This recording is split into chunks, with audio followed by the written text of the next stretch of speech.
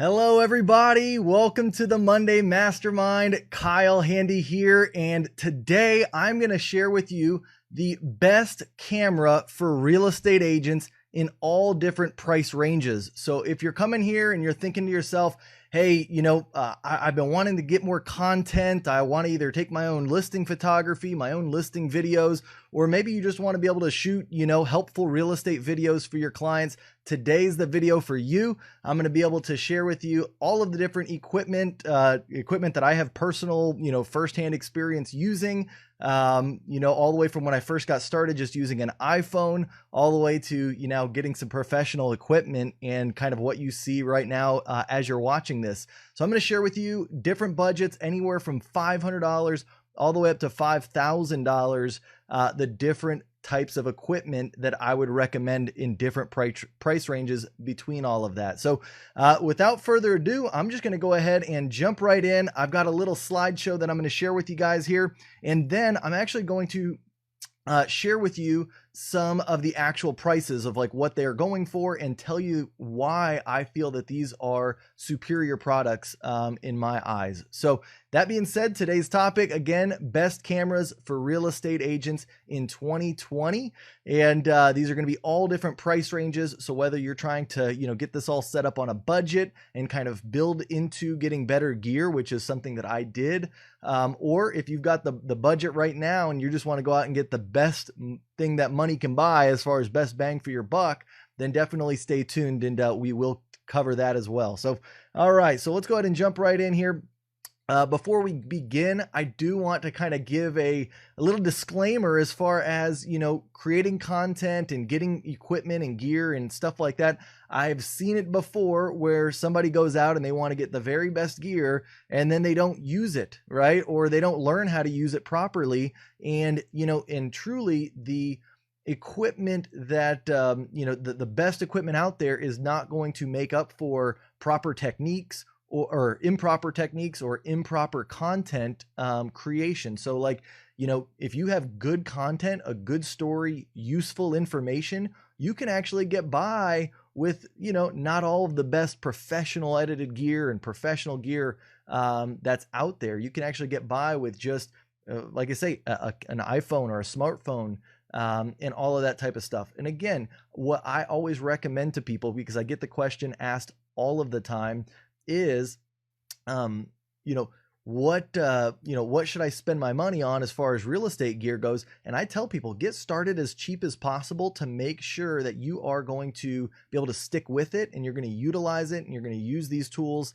And if you can prove that you can do that with a smartphone that you currently got and you're not really investing a whole lot and you've been doing it week after week, month after month, and maybe you've done it for a few months, then step up and get a better, get better equipment, because now you've proven that it's not just, this thought that you have and going out and getting this expensive equipment is going to make you create the content, because it won't. Having the expensive gear and all that stuff is just going to be a nice paperweight if you don't actually have that drive to create content. So that being said, there's three aspects of real estate video that you also have to consider when creating content. It's not just about the gear. Even if you have the best gear, but you don't have these proper techniques, it's really going to hurt your creation, the video that you're creating. And on the opposite end, if you get all of these techniques right, you can actually use lesser gear, you can use less expensive gear and get a professional looking image quality out of it. And so, again, this is going to be talking about content creation. It's going to be talking about taking listing photography, if that's something that you want to do.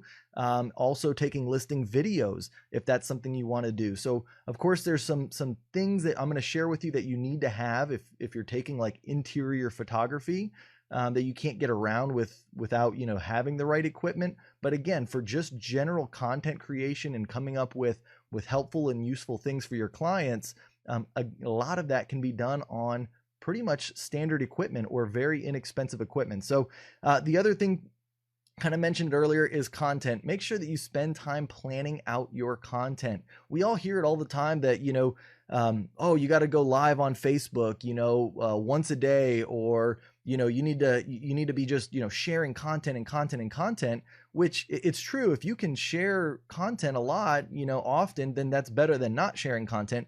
But if you're just sharing stuff for the sake of putting out another Facebook Live, but it really doesn't build any value or add any value to your clients, it's really not worthwhile, right? You got to sit back and actually kind of take a look at what you want to schedule out and plan out for your content before you just go out there and do it. And so, like the videos I create, this video here today, I had been planning this for a couple weeks now, and I've been researching and getting different things put together.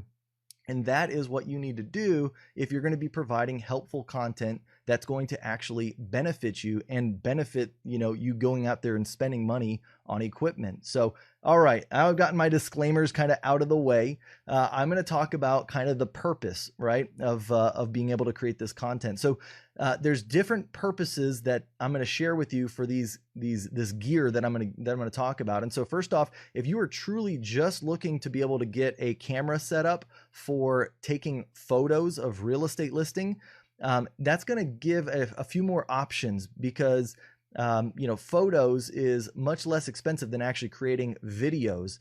Because if you buy, if you go with the video side, you got to get microphones, you got to get lighting, tripods, and all sorts of different extra stuff that you may not need if you're exclusively looking at this just to shoot real estate photos.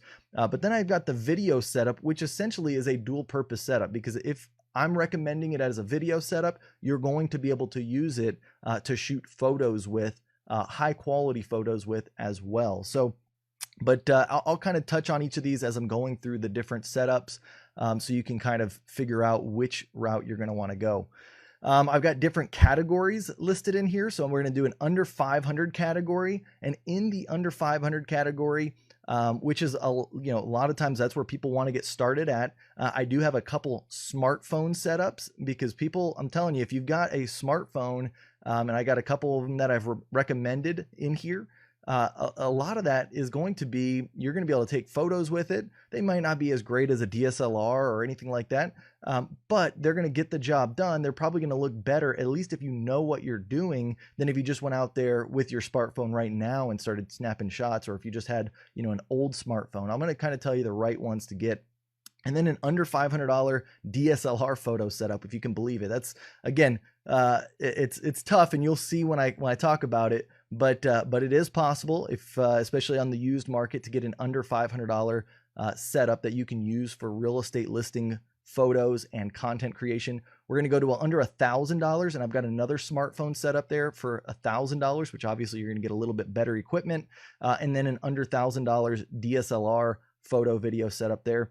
Under 2,000, under 5,000, and then I'm going to wrap up and talk about accessories that I recommend that will add to kind of the content creation, be able to give you more flexibility in creating different types of things, and then also the applications and software that I recommend you use for photo editing, for video editing, for shooting the photos if you're using it like a smartphone or something, and for shooting videos if you're using your smartphone. So, all right, let's go ahead and just jump right into the first one. Here is the under $500 smartphone photo setup. So this is really, if you just want to shoot photos, here is kind of what I recommend. And this is pretty much the easiest one, the easiest setup we're going to talk about right now. And first off, you're just going to need basically an iPhone 8 or Galaxy S10e and above. You can, if you have a better phone than that, then great. This is kind of based on, the camera qualities, because over the years, of course, the different iPhones get better and better.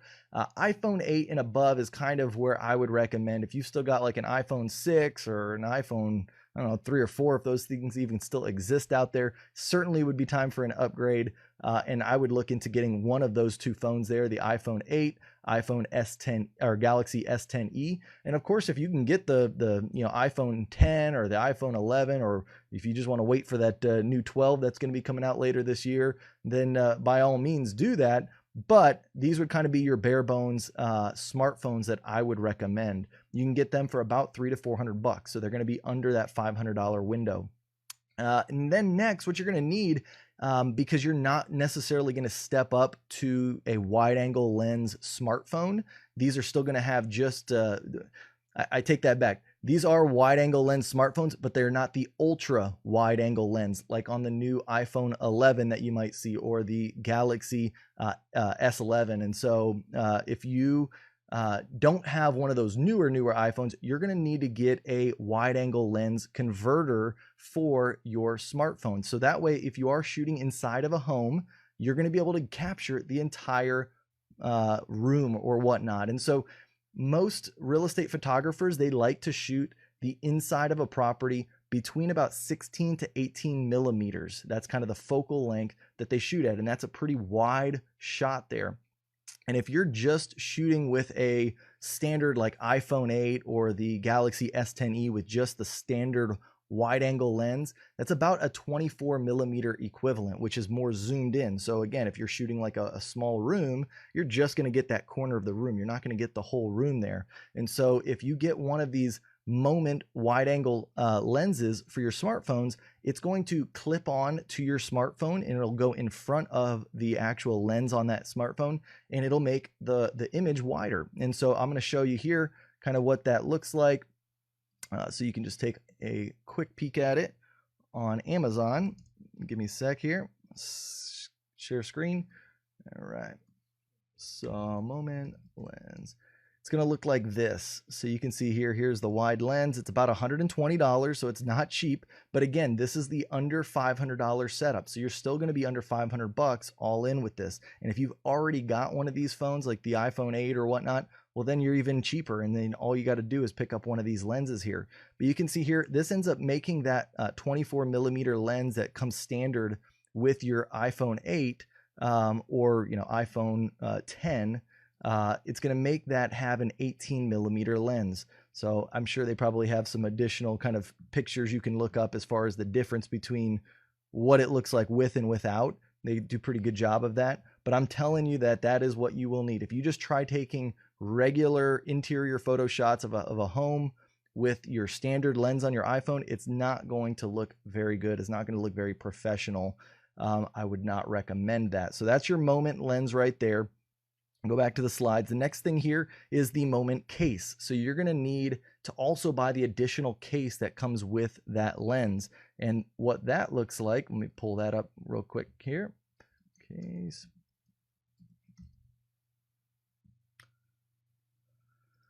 There we go.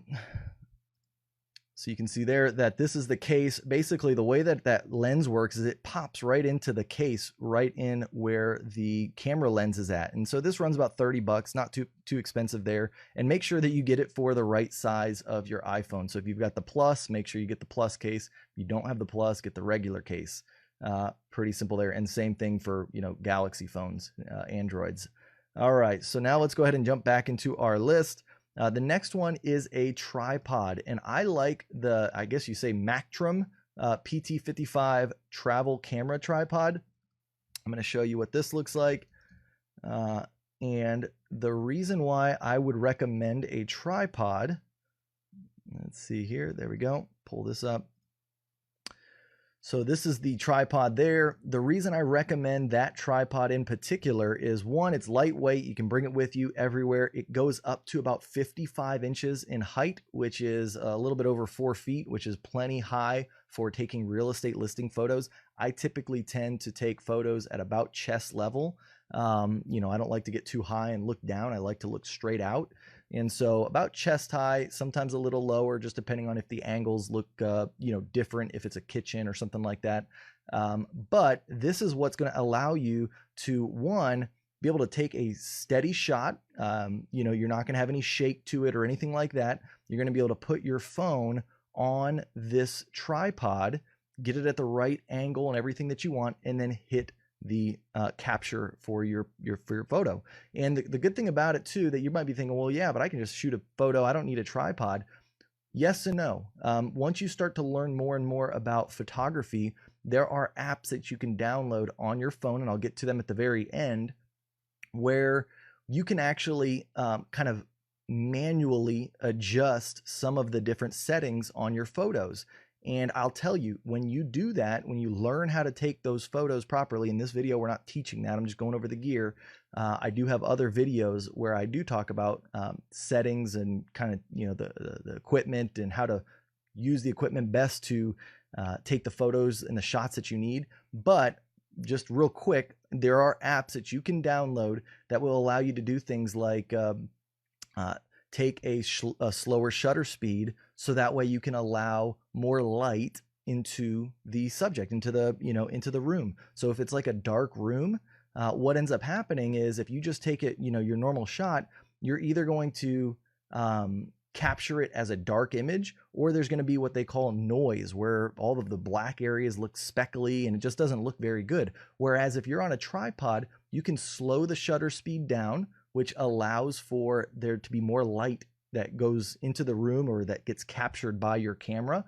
And there's not going to be as much grain, as much noise introduced into that image. You do have to have the right software to be able to do that versus just taking, a picture with this traditional Photos app on your phone, whether it's Android or iOS, but they've got different programs for both. And you can also, the other key benefit when you use these pro software on your phone is that you can take raw images, which raw is a file format. Most people are familiar with JPEG, which JPEGs are already processed. They're already compressed. They're already kind of like edited and manipulated a little bit. Raw is truly what it sounds like. It's a raw image, just kind of, all the details that come when it's captured, and it gives you more ability to edit at the very end of it. And so the great thing about that is when you have a tripod like this, again, you have more ability to set up your shot, just hit the capture button, not worry about anything shaking or moving, and really get the most crisp and clear shot that you want. And that's super important, especially when you're using a smartphone, a mobile phone, because these sensors on those cameras are so tiny. They're not like a big professional DSLR that has more camera sensor. When you have more sensor, typically they're better in lower light. So the smaller the sensor, the harder the camera captures on low light. So that's why, again, if you get like a super professional DSLR with a full frame lens on it, or a full frame sensor on it, then you're going to be able to capture things in low light that you wouldn't be able to, at that same quality on an iPhone or something with a smaller sensor. So again, just take my advice, get yourself a tripod, and it will make a world of difference. Now you're going to need an attachment that is going to allow you to put your phone on that tripod. And you can see here, I've actually put this here. It's called the Ulanzi aluminum phone tripod, and it has a cold shoe mount. And I'm going to show you what that looks like and why you're going to need that. So Ulanzi phone tripod. So here we go. So you can see this is what it looks like. It's basically all it is a little deal that holds your phone for you. And then up here, this is what they call a cold shoe. It sounds kind of funny, but all that allows you to do is eventually, like when we start talking about video, it allows you to add in lighting. So if you wanted to add a light or a microphone, an external microphone, and put it up there at the top, so that way it's all together. This is showing it with a tripod, although it doesn't come with one. And again, that would be too small of a tripod for real estate photography. That would be more of if you're like taking a video and you just want to set up your phone on your desk, you could use something like that. I recommend actually getting the tripod that I mentioned and then getting this attachment and then just screwing this attachment into that tripod, which you can do because it has at the bottom of it, you can see on that top right picture there, it's got those 1/4 inch threads that goes right into the the top of that tripod that I recommended earlier. So, okay. So now we've kind of talked about that. That is your $500 smartphone photo setup. You again, pretty simple. You're just going to need to learn first and foremost how to actually capture the best image. You can go and just with that equipment get a pretty good image. If you get that moment wide angle lens, if even if you just shot it without a tripod, if you have good lighting in the room, it's going to probably look pretty decent. Like it's going to look for sure better than probably what you're capturing with just a regular smartphone right now. But then if you want to take it to the next level, that's when you go out, you get your tripod, you get the little adapter, And then you start to learn how to get the software, get the apps that will allow you to take your photos in RAW format and be able to edit and manipulate the actual settings to take the best image for you. So anyways, let's go ahead and move right on into the next segment here, which is the smartphone photo video setup. So this is if you want to shoot videos. Again, the equipment is going to be very similar as far as the smartphones that I recommend: iPhone 8, Galaxy S10e, but the only difference is that you're going to need a couple extra tools to get the job done. So you're going to need, for instance, a lapel mic. I would highly recommend. The audio that comes out of the iPhone 8 or Galaxy S10e is not very good straight off of the device. So you need to get a separate microphone. And I actually recommend getting 2 separate microphones. I've got the one here listed, the Alvoxcon wireless lapel mic, and I'll show you guys what that looks like. You can see here, this is the wireless mic that I recommend. Basically, this allows you, if you're not right next to your camera or your smartphone in this case, to, if you're 5 feet away or 10 feet away, you have still your microphone right by your mouth because it's going to be, clipped to you somewhere on your clothing. And then the other end of it is going to be plugged into your phone. And so you can see here, they've got that shown on a DSLR, but you can also do it on a phone. If you look in the middle there, it shows you that there is a little adapter cable that comes with it where you can plug it directly into your iPhone. Now keep in mind, if you do have a newer iPhone that doesn't have a headphone jack, you will need to just have that adapter where it takes it from the headphone jack to the lightning cable. So that's how you would do that. But yeah, it's a great product, gets great reviews. Again, the quality of the audio is way more superior than just the out of the smartphone audio, especially when you're a few feet away. You can get by if you're in a quiet area and you have your iPhone right next to you within just speaking distance, like a foot or 2 away. But if you start walking away from that, you are going to need some form of a lavalier mic. And I recommend the wireless lavalier mic because you can literally go walk anywhere with it. You don't have to worry about a cord or a cable being attached to you. You can just go wherever you need with that mic there. So let's go back and see. The other one that I recommend is the Rode VideoMic on-camera microphone. And I'll show you what that one looks like here.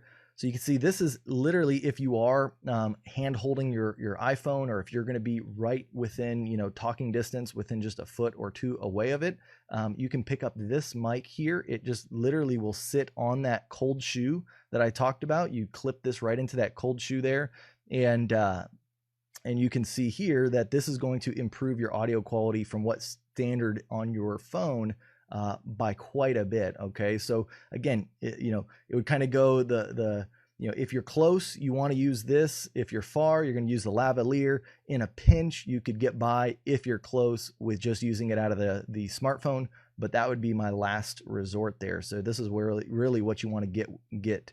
The nice thing about this is if you do end up buying this for your smartphone, if you eventually upgrade to a DSLR camera, you'll see that I've actually recommended this mic for some of my smartphone or DSLR recommended mics as well. So it's not going to be wasted if and when you decide to upgrade. All right, the next one is going to be the wide angle lens converter for your iPhone. Now, again, because this one we're trying to stay under $500 for a photo and video setup, we had to go to a little less, I don't know, well, it's less expensive for sure, but I don't know, the quality on it is not as good as the Moment lenses, but it's the Aukey, A-U-K-E-Y, wide angle converter lens, and it's the same thing. Obviously it doesn't look as nice. You don't need to buy a separate case for it. It just clips on and goes right over your lens, but you'll see it does convert your image. It multiplies it by 0.45. So literally if you take 24 millimeters, you multiply it by 0.45, it gives you something like, I don't know if it's 14 millimeters. So I see 24 times 0.45, 10.8. So even wider. It's going to be a pretty wide lens as far as it's 140 degrees field of view. So what that means is like 180 is literally like everything in front of you. So 140 is pretty wide. as well. And so this will get you, it'll do the trick as far as getting you that wider angle and capturing more of that interior photography, if that is something you're using it for, or interior videography. And it's only $20, so it's much cheaper than the Moment lens. And that way it allows you to be able to purchase these additional microphones that you're going to need to purchase. And then the last one is going to be lighting. And this is, again, if you're in a good environment where there's a lot of lighting, you may not need this, right? But there's going to be some situations where maybe you're in a darker area and you want to record a video. You're going to need lighting, especially with a smartphone, because they are not very good in low light scenarios. And so there's one here called the Aperture mini light. I love this thing. I've used this so many times. Let me share my screen here. It's super small. It's rechargeable. You take it with you. It goes on a cold shoe, just like I showed you. So you could either use your microphone or you could use this this light. I usually don't use the light on the cold shoe very much. I leave that for my microphone, but then the light, I can, just put it somewhere that kind of is going to shine in my face a little bit, right? So that way I've got some lighting on my face. And this thing is so bright. There's different levels of brightness that you can set to it. And you also have a couple different gels. They call these, I don't know if, let's see if I don't think they have a picture of it. No, it doesn't look like it. Yeah, but they've got different gels, which is just like a little clear plastic sheet that goes in between the front cover and the actual lights, and it can either make the lighting be more white or more yellow, just depending on kind of what feel you want to go for. And so that is the Aperture light. It's about $44. I do like this light. You can also use it for random things like, lighting up something in the background, a subject in the background, or maybe just as some like kind of ambiance in the background. You definitely can do that as well. In a pinch, I actually got it. You can see here, it's this one right there in front of me. I just, I keep it next to me. I bring it with me on all my different videos that I do. But yeah, it's this light here. This little plastic cover comes off, and then you can take these different pieces and take them and just kind of cover it up like that. And there you go. I don't know if let's see. Yeah, there you go. Turn it on. Super bright light. All right, so that's your Aperture light there. All right, let's go back to our slides. And that pretty much covers it for your photo and video setup. And again, there's also some video apps specific to your smartphone that you can go out and purchase that will also help capture the best quality video. And there's also a few other accessories that I'm going to talk about at the very end that I think if you are really getting into the video side of it, that will help your video as well. But at least just to get started, these are kind of the main things you're going to need. You need good audio, good lighting, and a good photo, a good image there. So you got all of that listed out, and that is your $500 smartphone setup. Now we're going to go over to our $500 DSLR setup.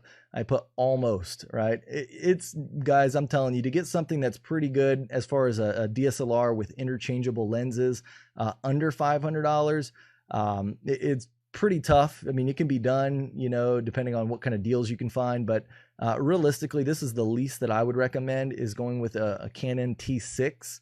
And you can find them for about $200, a little over $225 used on eBay, or if you're looking on Facebook Marketplace, that's kind of what I would be offering, $225 to $250. And then you're going to want to go out and pick up a 10 to 18 millimeter wide angle lens, which is about another $225 used. And so if you do that, now keep in mind, here's the thing about that, is that the Canon T6 is a crop sensor lens. So when you're looking at DSLR cameras, you'll find that they've got crop sensor lenses, and they've got, or crop sensors, and then they've got full frame sensors. And full frames are going to be more expensive, right? But crop sensors are just, they can be just as good. They can be nearly as good. I won't say they're as good. I mean, of course, the full frames are probably going to be superior, but you're not going to lose too much, right? If we go with a crop sensor. And the crop sensor, the cool thing about it, or not really cool, but just something to note about it, is that there is a crop factor, meaning that if you go with, let's just say the 10 millimeter side of that 10 to 18 lens, that does have some zoom to it. It goes from 10 millimeters, which is super wide, to 18, which is a little bit more narrow, is that you're not actually getting the full 10 millimeter width. There's a 1.6 crop factor for Canon crop sensors. And so that 10 millimeters is actually like a 16 millimeter lens on a full frame camera.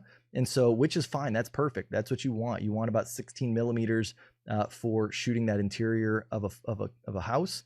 And so that lens would be just as fine. And then, I think it would go the equivalent of about a 30 millimeter on the zoomed ends, which you would never use that for shooting a photo of a real estate interior, but you might use that if you're, shooting some kind of other video of yours, or if you're trying to get some more detail or getting tighter into a specific aspect of one of your listings, like maybe you're trying to show the stove or the sink or something, you want to get the detail of it, you might use the zoom on that side. But just truly for photography and trying to capture the whole width of a room, you're going to want to get on that wider end of that lens there.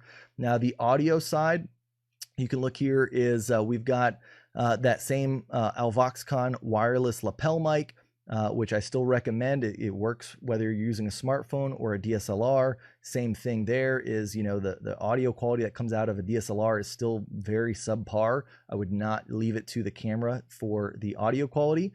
So you want to pick up that lapel mic, which will give you the flexibility. And then again, having something like the the compact on-camera microphone, that Rode on Video Micro.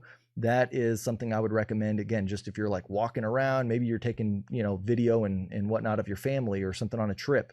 You're not going to want everybody be, having a lapel mic. And so you want something that will get you better quality audio than what would come directly out of the camera, but it's still not going to be the best if somebody is 5 feet away or 10 feet away from the actual camera. But again, it's going to be much, much better audio than just the standard camera there. So now for lighting, for actual like lighting of listing photography, like if you're just shooting interiors of homes, I don't recommend really any lighting. I don't think it's necessary unless you're super, super high end and whatnot and you know what you're doing. There's a lot of different techniques you can look up for lighting interiors of real estate. Just not something I've ever done or known even any of the photographers I've ever used for real estate to ever do.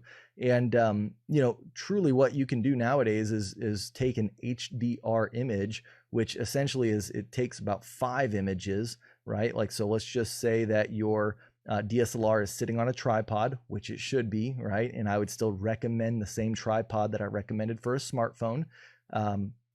But let's say that your camera's on the tripod. What it will do is it's basically going to take a series of 5 shots all at the same time. Right? It's going to take one right after the other, but it's going to take them at different exposure brackets. So it'll take them underexposed, which means that things like your windows, which typically, like if you shoot just a regular image, your windows get all white and kind of blown out. You don't see anything outside of those windows. That's because it's not an HDR image. And when you take HDR, it's going to underexpose a couple of the images, which allows kind of that outside of the windows to get captured. And then it's going to take a couple overexposed images, which inside the house, it's going to expose any of the kind of shadows or darker areas inside the house.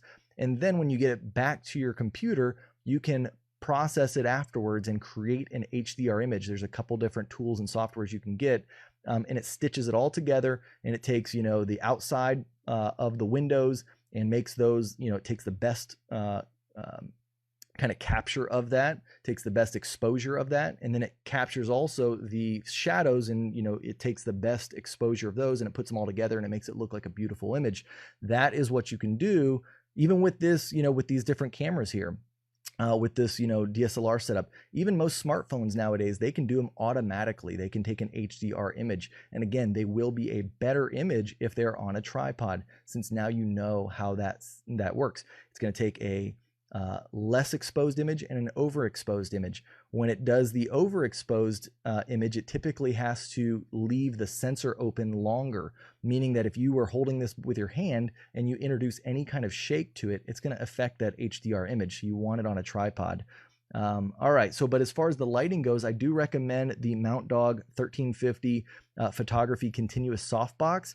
And basically what this is for is if you are in like a studio environment, like what I'm sitting at right now, I've got a softbox off to the right-hand side of me. I used to use a ring light, and quite honestly, I don't like the way that ring lights look.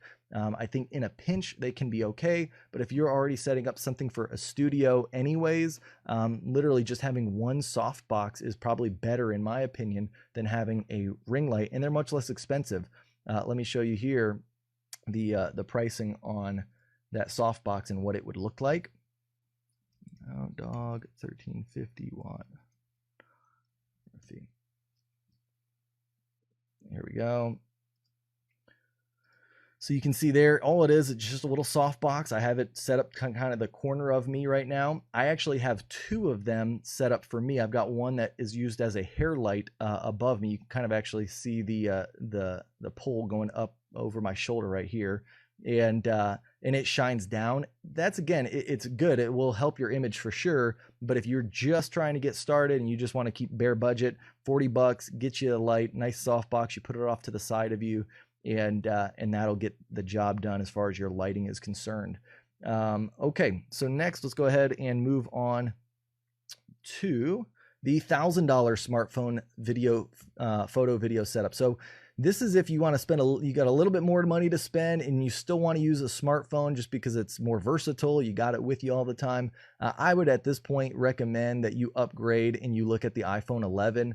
With the iPhone 11, it's got a built-in ultra wide lens on it, so you don't need to get any of the moment lenses or the add-on, you know, where you clip it onto it. It literally is built into the camera. That is probably your best bet. You can pick up an iPhone 11 for like 600 bucks now, so that's pretty good. The S10e also and above will have the ultra wide lens. You could even pick up, you know, just the S10 or the S10 Plus if you wanted for a little bit better image. But really any of these two or above are going to have that ultra wide lens, which is what you want for shooting real estate photos and video. Again, same thing with the lapel mic for better audio for your videos, the aperture mini light, which I talked about before. And then at this point, because you got a little bit extra money to burn, I threw this in there for, you know, if you're spending under $1,000, is you got the Anduril light kit, which actually is what I'm using right now in my videos. I'll show you here what it looks like. It is, let me pull it up. It's going to give you that 3-point lighting, which if you do any research on 3-point lighting, that is kind of, you know, what you want on your videos if you have the ability to get it. And so you can see here, it's got that little hair light that you can use there. I've got it up on a boom pole, which it comes with. And then you got two lights for the front side. So you typically want a key light on one side of you. And then you also want, I don't even know the other term for the other one on the other side, but you want that one at less power. So you can actually see like my face, right? I've got shadows coming across my face, which is something that I like, right? And it depends on your preference. You could put another light on this side and not have as many shadows. And then you could also have that spotlight, that hair light up above you. That does, it kind of separates you from the background. You can kind of see it on the top of my hat there, but it just separates you out. It does give you a better, more kind of finished look to your image when you're shooting video.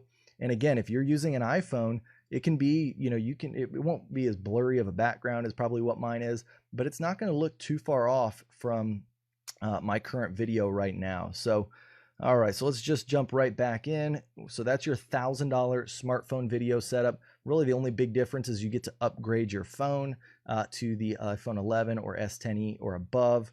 Those are great phones. I use the iPhone 11 Pro Max, but there's not really a bunch of difference between the Pro Max and the 11 when it comes to taking an ultra wide image. They both use the same 12 megapixel ultra wide sensor or lens. But, you know, of course, the Pro Max has a few extra things. It's got a bigger screen and whatnot, faster processor. But to get just good image, you could pick up that 11 and be just fine.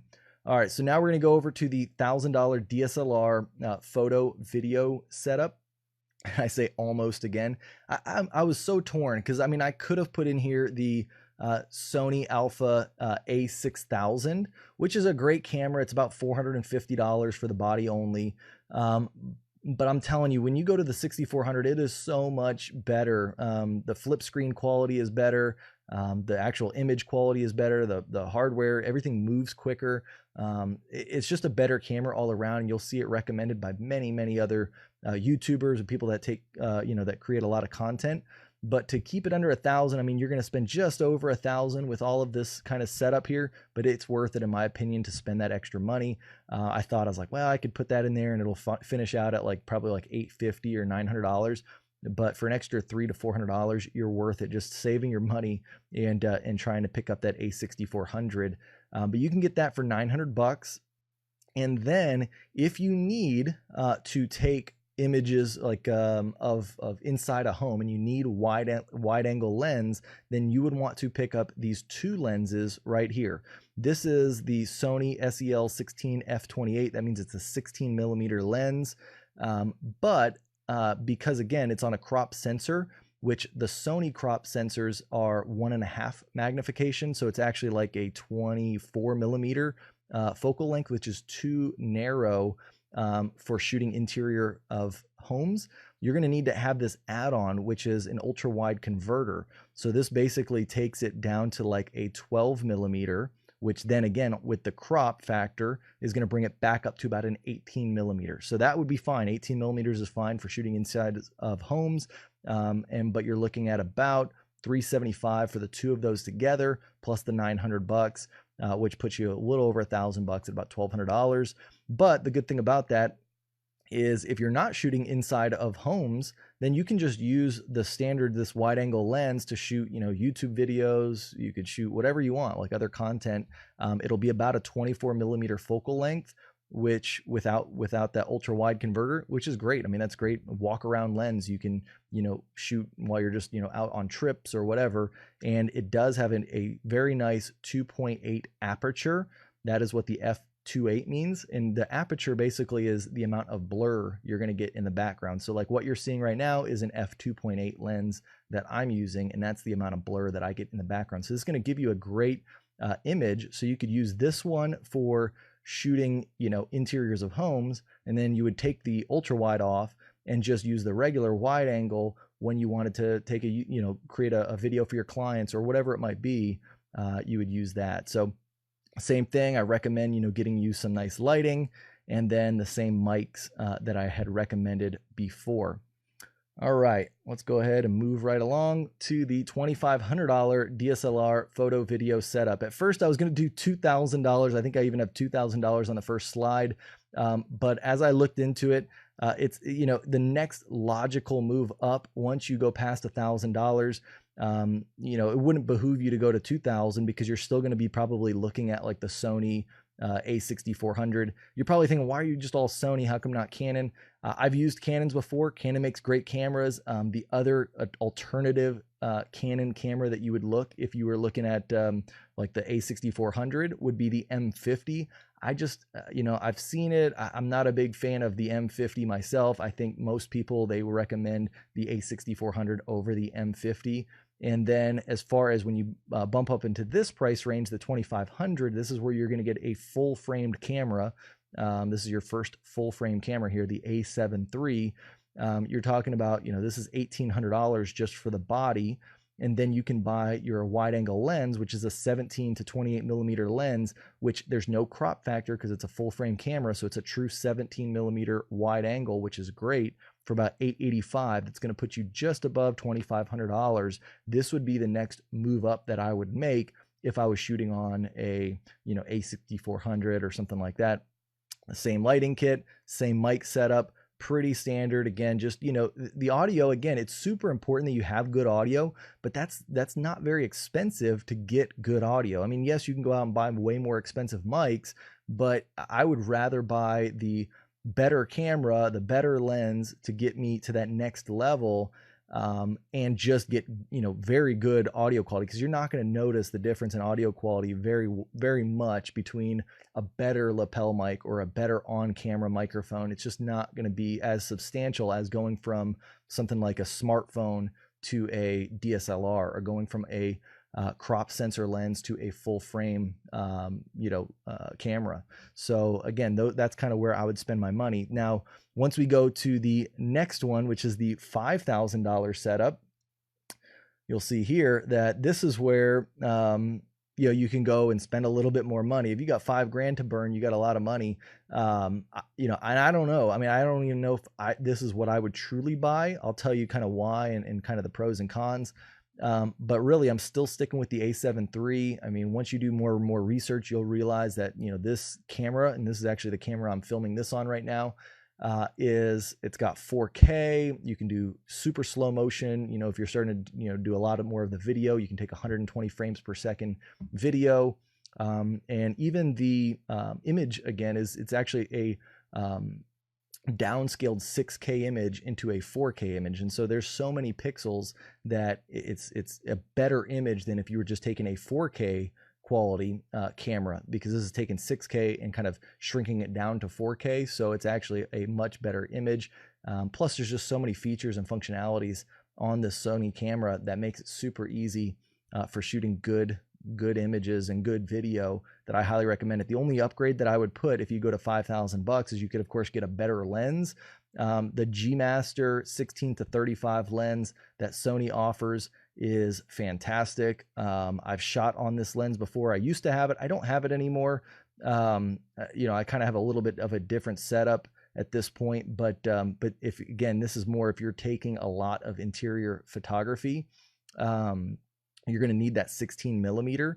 And so, you know, but the G Master is one of the best lenses you can buy for Sony. It's $2,200 just for the lens. So you're spending more on that than the body.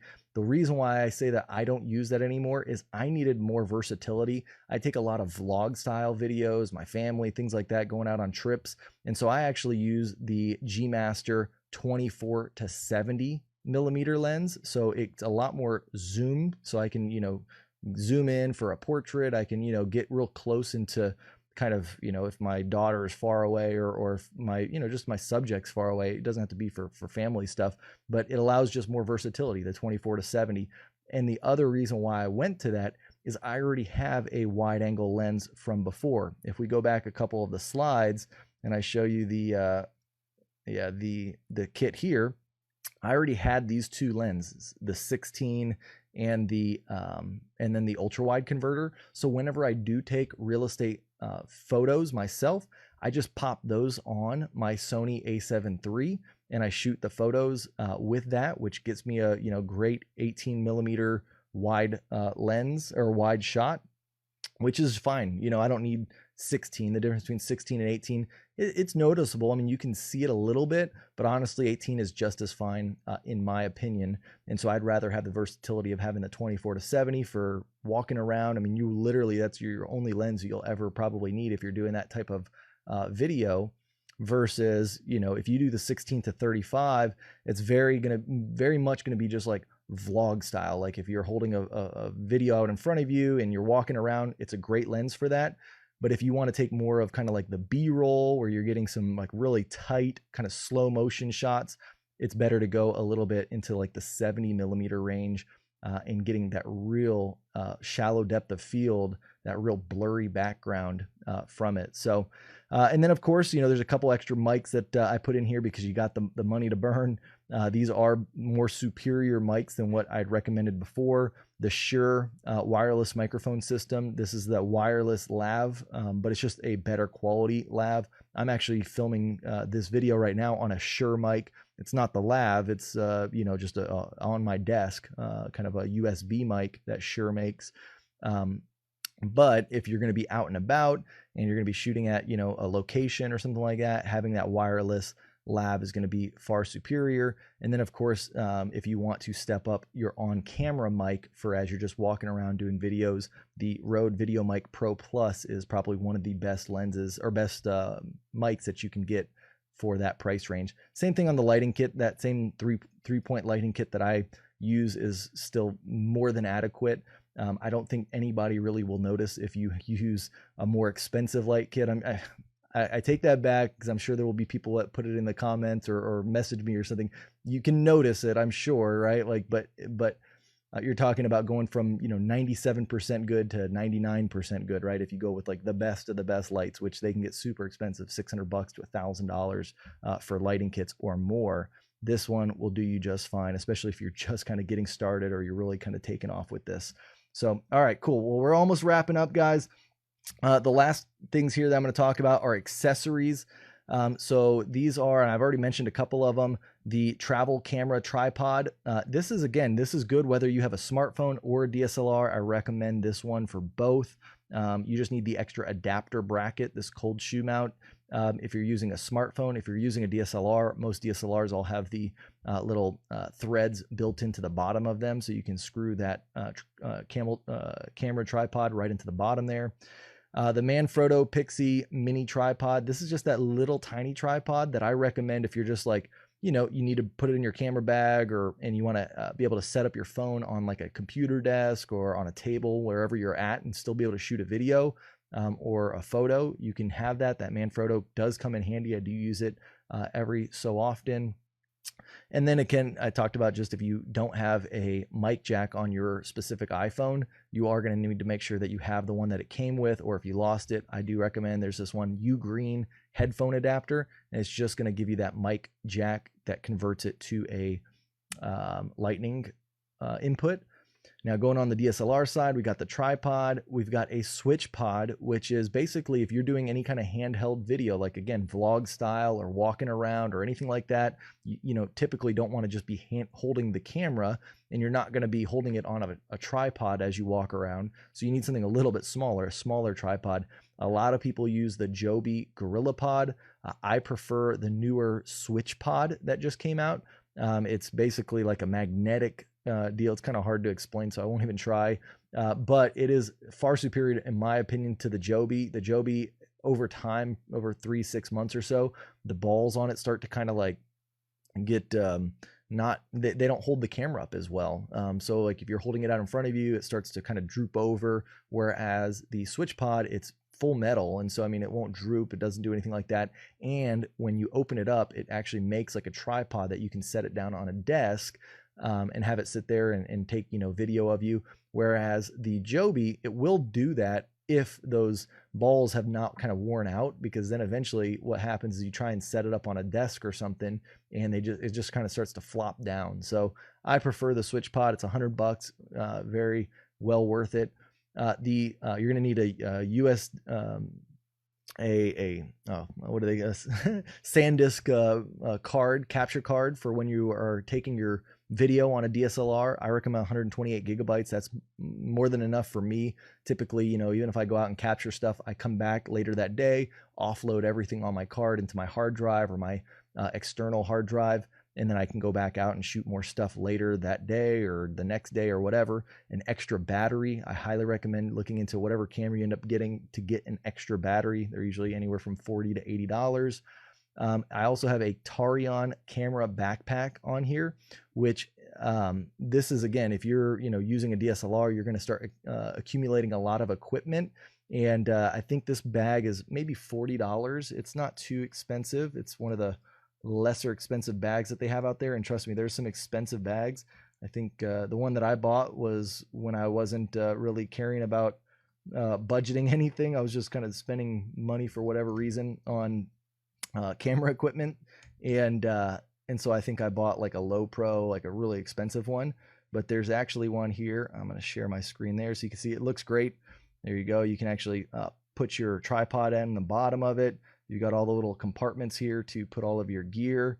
These also make great little backpacks for, like, even if you're not shooting anything. Like, I take this with me anywhere, even if I don't have my camera, because my wife loves it. If we have the kids with us, we got like little compartments you can put stuff.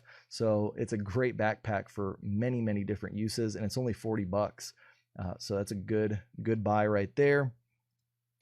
And then what I would do, so I kind of told you that, if I did have $5,000 to spend, I might not even spend it on this. The reason why I say that is probably what I would really do. I mean, obviously this is, all about cameras, but what I would most likely do is I would still go to the $2,500 setup. I would buy all of this stuff here, and I'd still have $2,500 to spend.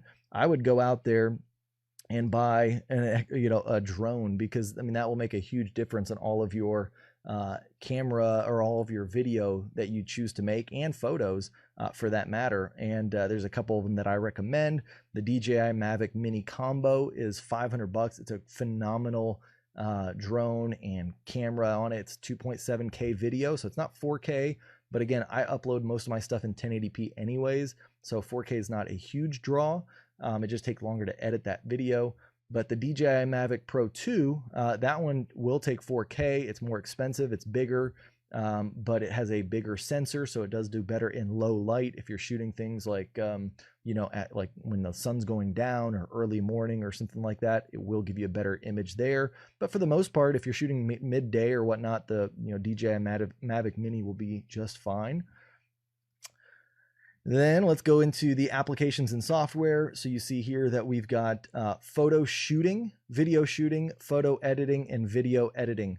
Photo shooting, I recommend Adobe Lightroom. It's $9.99 a month, well worth it. It's got a mobile app. You can use it on your computer. You can, it doesn't matter if you're a Mac, PC user, Android, iOS, it works on everything. It is great for photos. It also has the capability to shoot and edit. So you just need one app for both tasks. Whereas, some of them you're going to need to, if you're going to use something different, like you're going to need to actually have two apps, which I don't prefer to use that. Video shooting, like this is if you want to take pro level video on your smartphone, there's an app called Filmic Pro. It's $14.99. It's going to give you more ability to manipulate the settings when you're capturing that video to get you a higher quality image. And then when we're photo editing, this I'm talking about Lightroom again. That's, in my opinion, the best for photo editing. You can shoot in RAW with Adobe Lightroom on your smartphone, and then you can edit it right there on your smartphone and edit your RAW images. Even if you're using a DSLR, I still recommend Adobe Lightroom because you'll just, get back, you'll get the memory card, offload it, and then you can edit it on your computer, on Lightroom on your computer. And then if you're out and about and you want to, get back to that photo and start editing some more photos on your phone, they're going to be all synced in the cloud to your Lightroom mobile application. If you don't want to use the Adobe Lightroom suite, there is another free photo editing app called VSCO that you can use. It is a free app on iOS and Android. I don't use it personally, but that is recommended. I've had a couple people that recommend it, but you might want to look into that one. Video editing.